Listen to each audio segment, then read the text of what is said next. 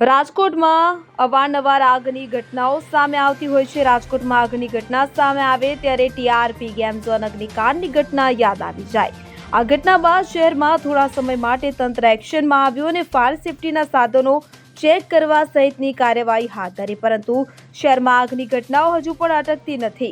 રાજકોટમાં અવારનવાર કંપનીઓમાં આગ લાગવાની ઘટનાઓ સામે આવી રહી છે, ત્યારે આજે ફરી એકવાર રાજકોટમાં આગ લાગવાની ઘટના સામે આવી છે।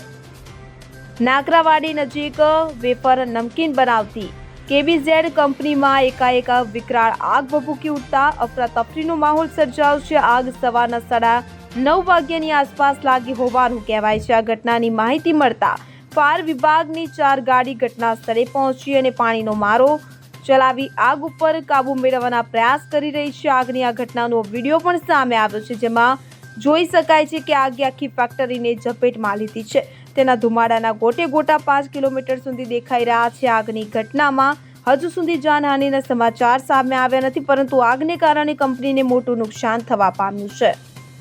Bureau report CN24 news. હવે જુઓ દેશ દુનિયાની તમામ ખબરો તમારી આંગળીના ટેરવે। ઉઠાવો મોબાઈલ અને Google Play Store પરથી ડાઉનલોડ કરો અમારી CN24 ન્યૂઝ મોબાઈલ એપ।